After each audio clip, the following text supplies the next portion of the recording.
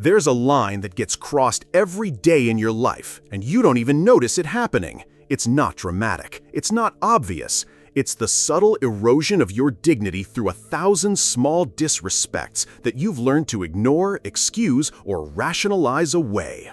The interruption that becomes a pattern, the dismissive tone that becomes normal, the eye roll that becomes acceptable, the casual insult disguised as a joke, the commitment broken without apology, the boundary crossed without consequence.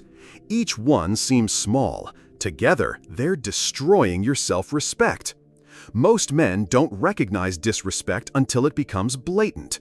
They miss the subtle signals, the early warnings, the first boundary violations. They tell themselves it's not worth addressing. They convince themselves they're being the bigger person by letting it slide. They believe that tolerating disrespect makes them mature, patient, understanding. This is exactly backwards. Tolerating disrespect doesn't make you strong, it makes you weak. It doesn't make you wise, it makes you a target. It doesn't make you peaceful, it makes you a pushover.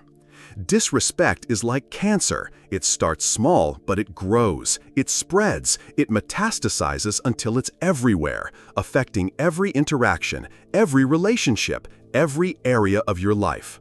The person who disrespects you in small ways today will disrespect you in bigger ways tomorrow. The boundary you don't defend today becomes the boundary that doesn't exist tomorrow. But here's what most men don't understand. Disrespect isn't random. People don't disrespect others accidentally. They test boundaries deliberately, usually unconsciously. They push to see how much you'll tolerate. They probe to discover your limits. They experiment to find your breaking point. When you fail to respond to disrespect, you're not keeping the peace. You're advertising your tolerance for being treated poorly. You're teaching people that your dignity is negotiable. You're showing the world that you don't value yourself enough to demand basic respect. The man who never tolerates disrespect doesn't have to deal with much disrespect. People sense his boundaries before they test them. They feel his self-respect before they challenge it. They recognize his strength before they try to exploit his weakness. This isn't about being aggressive or confrontational. It's about being clear. It's about understanding that respect is the foundation of every healthy relationship, every productive interaction, every meaningful connection. Without respect, everything else is just elaborate pretending. The line exists whether you defend it or not. The only question is whether you'll let people know where it is or whether you'll let them discover it by crossing it. The difference between these two approaches is the difference between strength and contempt, between peace and chaos. You've been tolerating disrespect longer than you realize. You've been making excuses for people who don't deserve them. You've been giving chances to those who've already wasted them. This ends now. Not with anger, but with clarity. Not with aggression, but with strength.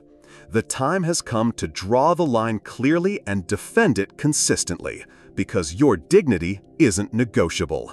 Disrespect has an anatomy. It follows patterns. It escalates predictably. Understanding these patterns gives you the power to stop disrespect before it destroys your relationships and your self-respect. It starts with testing, the casual comment that crosses a line, the small favor that's taken for granted, the boundary that's gently pushed.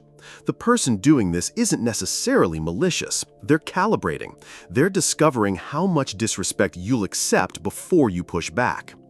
If you pass the first test by saying nothing, by making excuses, by pretending it didn't happen, you've just failed a crucial examination. You've signaled that your boundaries are negotiable. You've advertised that disrespect toward you carries no consequences. You've invited escalation. The second stage is normalization. What was once testing becomes routine. The disrespectful behavior repeats, becomes expected, gets integrated into the relationship dynamic. The person learns that they can treat you poorly without cost. The disrespect becomes part of how they relate to you. This is where most men get trapped. They think they're being patient, understanding, forgiving, but they're actually training people to disrespect them. They're creating patterns that become harder to break with each repetition. They're building relationships based on accepting poor treatment. The third stage is expansion. The person who disrespects you in one area begins disrespecting you in others.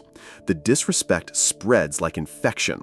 What started as occasional rudeness becomes systematic dismissal.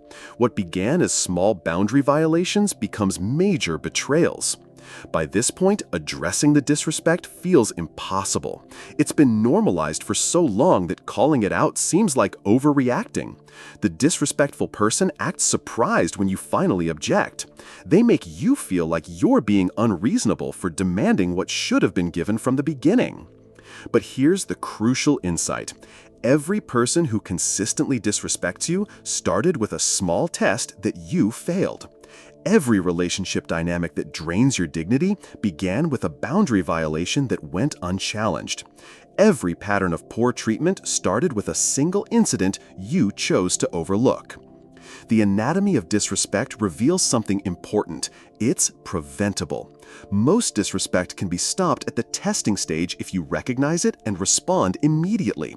Most relationship problems can be avoided if you address boundary violations when they're small rather than waiting until they're huge.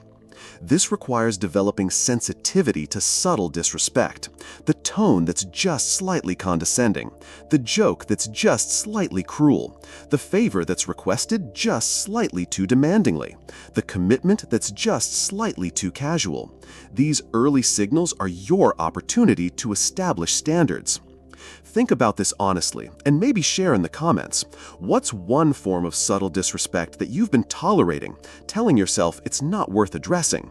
Not to call anyone out, but to recognize that these small patterns often grow into bigger problems if left unchecked. Recognizing the anatomy of disrespect gives you power.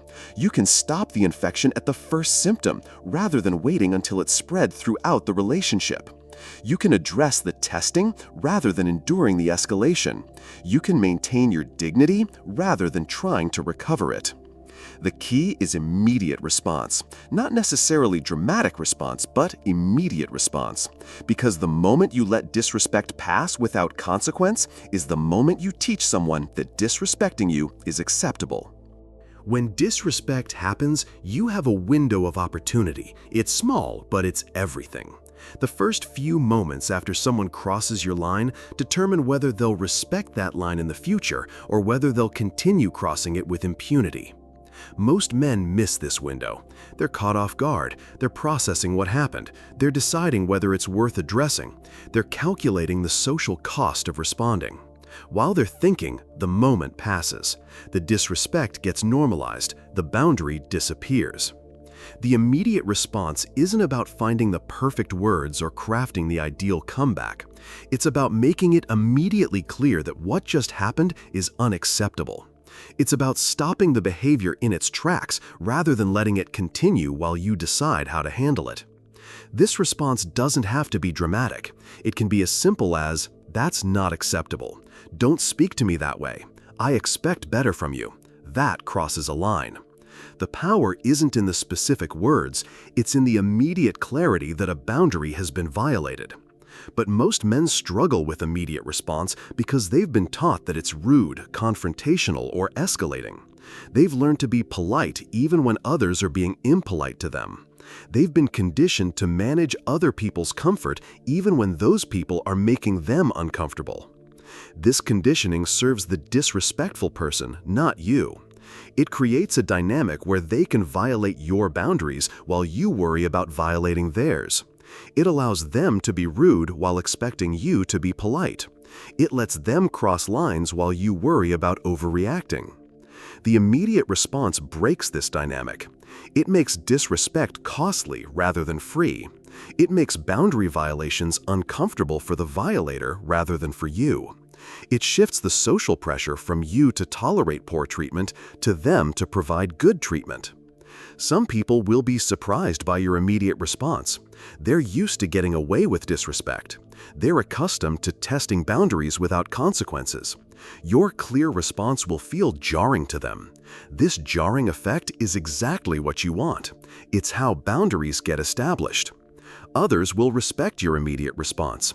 They'll appreciate your clarity. They'll understand your standards. These are the people worth having in your life. The ones who get defensive about your boundaries are the ones who are planning to violate them. The immediate response requires practice. You need to develop the ability to recognize disrespect as it happens, rather than hours later. You need to overcome the conditioning that tells you to be polite while others are being rude. You need to prioritize your dignity over their comfort. Start with low-stakes situations. Practice responding immediately to small disrespects. The cashier who's unnecessarily rude, the colleague who interrupts you consistently, the friend who makes jokes at your expense. These smaller situations train you for the bigger ones. The goal isn't to become argumentative or difficult. It's to become clear about your standards and consistent in enforcing them. It's to make disrespect toward you immediately uncomfortable for the person doing it. It's to train people to treat you well rather than hoping they'll figure it out on their own. Remember, the person who disrespects you is counting on your politeness to protect their rudeness. They're betting that you'll prioritize keeping the peace over defending your dignity. When you respond immediately, you're calling their bet and showing them that disrespecting you has consequences. The immediate response isn't about winning arguments. It's about establishing reality. The reality that you have standards. The reality that you'll defend them. The reality that disrespecting you isn't free or easy or consequence-free. This reality changes everything. Every moment you tolerate disrespect, you pay a price. The cost isn't always immediate or obvious, but it's always real. It accumulates slowly, like interest on a debt you didn't know you were carrying. Eventually, that debt comes due, and the payment is your self-respect, your relationships, and your peace of mind. The first cost is internal. Each time you accept disrespect without response, you lose a piece of yourself. You teach your subconscious that you're not worth defending. You train your mind to accept poor treatment as normal. You create internal patterns that make you expect less and tolerate more. This internal erosion affects everything. Your confidence diminishes because you're not standing up for yourself. Your self-respect weakens because you're not requiring others to respect you. Your standards lower because you're constantly making exceptions. You become a smaller version of yourself, one compromise at a time. The second cost is relational. When you tolerate disrespect, you don't just damage your relationship with the disrespectful person, you damage their relationship with you. They lose respect for someone who doesn't respect themselves. They begin to see you as weak, passive, easily manipulated. The relationship becomes unbalanced and unhealthy. But the damage spreads beyond that relationship. Other people observe how you allow yourself to be treated. They note your tolerance for disrespect. They file away the information that you don't defend your boundaries. This information influences how they treat you. Tolerance for disrespect from one person often leads to disrespect from others. The third cost is opportunity. Every moment you spend managing disrespectful relationships is a moment not spent building respectful ones. Every energy unit you invest in tolerating poor treatment is energy not available for creating good treatment. Every compromise you make with your standards is a step away from the life you actually want. The tolerant man often believes he's being noble, patient, understanding, but he's actually being wasteful. He's wasting his time on people who don't appreciate it. He's wasting his energy on dynamics that don't serve him. He's wasting his life accepting less than he deserves. The fourth cost is escalation. Disrespect that's tolerated doesn't disappear, it grows. The person who gets away with small disrespects tries bigger ones. The boundary that goes undefended becomes easier to cross. The standard that's not enforced becomes meaningless. What starts as minor rudeness can escalate to major betrayal. This escalation creates a cruel irony. The man who tolerates disrespect to avoid conflict eventually faces much bigger conflicts. The man who accepts small boundary violations eventually deals with major ones. The man who thinks he's keeping the peace by tolerating poor treatment eventually loses his peace entirely. The fifth cost is modeling. If you have children, they watch how you allow yourself to be treated. They learn from your example what's acceptable and what's not. When you tolerate disrespect, you teach them that disrespect is normal. When you fail to defend your boundaries, you show them that boundaries are optional. But the deepest cost is spiritual. Tolerating disrespect damages your relationship with yourself. It creates internal conflict between who you are and how you allow yourself to be treated. It generates shame, resentment, and frustration that eat away at your inner peace. It makes you complicit in your own diminishment. The man who consistently tolerates disrespect eventually becomes someone he doesn't recognize, someone who accepts less than he deserves, someone who expects poor treatment, someone who's forgotten what it feels like to be genuinely respected. This transformation happens gradually, but it's devastating.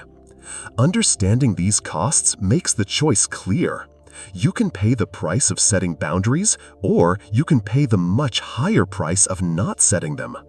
You can face the temporary discomfort of demanding respect, or you can live with the permanent discomfort of accepting disrespect. The costs of tolerance are always higher than the costs of boundaries. Always. Respect operates according to a simple equation. The respect you receive equals the respect you demand plus the respect you give yourself.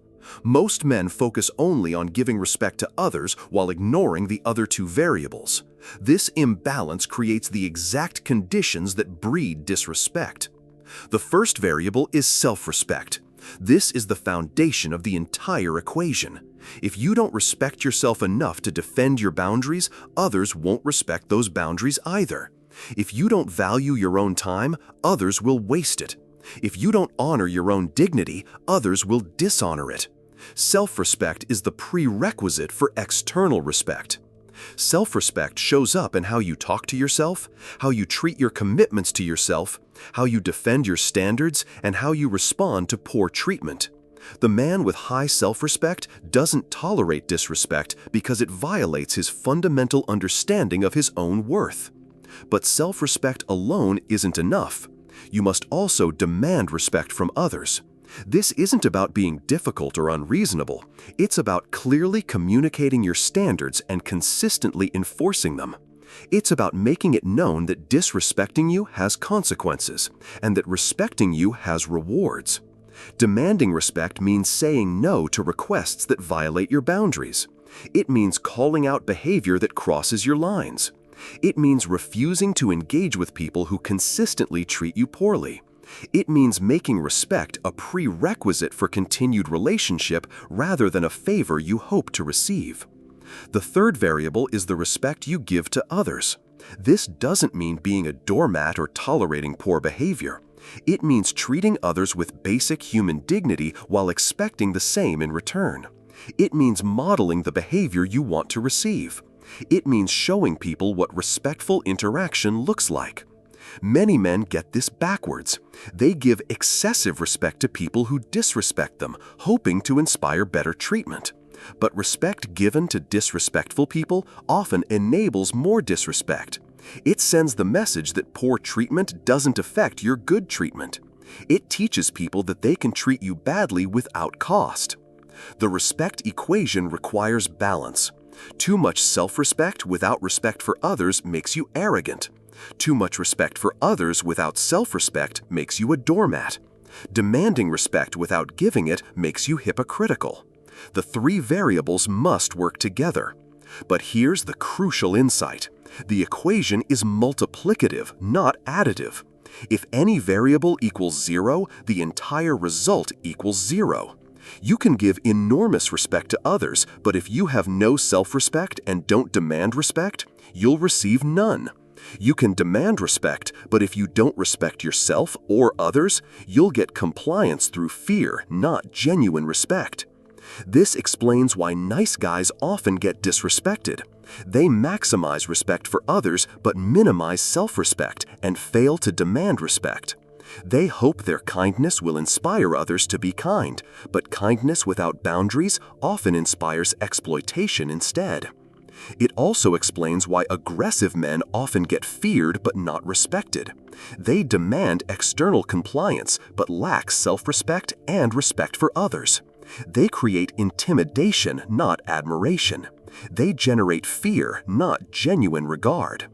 The balanced man understands that respect is earned through consistent demonstration of all three variables. He respects himself enough to have standards. He demands respect from others through clear boundaries. He gives respect to those who earn it through their behavior. This balance creates genuine, sustainable respect. The respect equation reveals why tolerance for disrespect is self-defeating. When you tolerate disrespect, you reduce your self-respect, abandon your demand for respect, and often continue giving respect to someone who doesn't deserve it. You zero out the entire equation. Conversely, never tolerating disrespect optimizes all three variables. It demonstrates self-respect, clearly demands respect from others, and reserves your respect for those who reciprocate it. This creates a positive cycle where respect generates more respect. Understanding this equation changes how you approach every relationship. You stop hoping for respect and start creating the conditions that generate it naturally. When you stop tolerating disrespect, everything changes. Not gradually, but immediately. The moment you draw clear lines and defend them consistently, you enter a different reality where people treat you differently, relate to you differently, and respect you differently. The first change is internal. You rediscover what it feels like to defend yourself. The shame that comes from accepting poor treatment disappears. The resentment that builds from tolerating disrespect dissolves. The internal conflict between who you are and how you allow yourself to be treated resolves. You feel aligned with yourself again. This internal shift affects your entire presence. You walk differently when you know you won't tolerate disrespect. You speak differently when you're confident in your boundaries. You carry yourself differently when you value your own dignity. People sense this change before you even interact with them. The second change is relational. Some people will respect your new boundaries immediately. They were waiting for you to establish them. They appreciate clarity about your standards. These relationships improve quickly once expectations are clear. The mutual respect creates a foundation for deeper connection. Others will test your new boundaries. They're used to disrespecting you without consequence. They'll push back against your standards. They'll try to guilt you into returning to old patterns. This testing is crucial. How you handle it determines whether your boundaries become real or remain performative. A few will reject your boundaries entirely. They'll become angry, defensive, or distant. They'll accuse you of changing, being difficult, or overreacting. These reactions reveal the true nature of these relationships. They were based on your tolerance for poor treatment, not on mutual respect. Their departure is a gift, not a loss. But the most profound change is in the type of people you attract. Respectful people are drawn to those who respect themselves. Strong people appreciate clear boundaries. Healthy people value direct communication. When you stop tolerating disrespect, you become attractive to people worth knowing. This transformation extends beyond personal relationships. Professional interactions improve when you don't tolerate workplace disrespect. Business relationships strengthen when you maintain clear standards. Even casual encounters become more pleasant when people sense you won't accept poor treatment. The change isn't about becoming harsh or difficult. It's about becoming clear. Clear about your standards, clear about your boundaries, clear about what you will and won't accept. This clarity makes you easier to deal with, not harder. People know where they stand with you. But this transformation requires consistency. You can't demand respect on Mondays and tolerate disrespect on Tuesdays. You can't defend boundaries with some people while ignoring them with others. Respect is built through reliable patterns, not occasional gestures. The transformation also requires patience. People need time to adjust to your new standards. Relationships need time to rebalance. Your own confidence needs time to build. The changes are immediate, but they deepen over time through consistent reinforcement. Some men resist this transformation because they fear losing relationships. But you don't lose relationships when you stop tolerating disrespect. You lose arrangements. You lose transactions. You lose dynamics that were never actually relationships. Real relationships survive and thrive when built on mutual respect. The transformed man doesn't seek conflict, but he doesn't avoid necessary confrontation. He doesn't look for fights, but he doesn't back down from defending his dignity. He doesn't create drama, but he doesn't tolerate others creating drama at his expense. This transformation is irreversible once you experience it. You can't go back to tolerating disrespect once you've tasted what it feels like to live with consistent respect. You can't return to accepting poor treatment once you've experienced good treatment as the norm. The man who never tolerates disrespect lives in a different world than the man who consistently accepts it. It's a world where his dignity is protected, his boundaries are respected, and his relationships are based on mutual regard rather than one-sided tolerance. This world is available to you. The transformation begins with your next choice about whether to accept or reject disrespectful treatment. Your life is a direct reflection of the standards you set and the boundaries you defend. Every relationship, every interaction, every experience is shaped by what you will and won't tolerate. The man who never tolerates disrespect doesn't live in a world without disrespect. He lives in a world where disrespect toward him is immediately corrected or permanently removed. This is your power. Not the power to control others, but the power to control how others treat you. Not the power to force respect, but the power to make disrespect costly. Not the power to change people, but the power to choose which people remain in your life. The standard you set becomes the standard you live by. If you tolerate lateness, people will be late to you. If you accept rudeness, people will be rude to you. If you allow boundary violations, people will violate your boundaries. Your tolerance for poor treatment becomes other people's permission to treat you poorly. But the reverse is also true. If you require punctuality, people will be on time for you. If you demand courtesy, people will be courteous to you. If you defend your boundaries, people will respect your boundaries. Your insistence on good treatment becomes other people's expectation to treat you well. This isn't about being difficult or demanding. It's about being clear. It's about understanding that you teach people how to treat you through what you accept and what you reject. It's about recognizing that every interaction is a training session where people learn what they can get away with. The man who never tolerates disrespect understands that respect isn't given, it's required. It's not a gift that others bestow when they feel generous. It's a standard that you maintain through consistent enforcement.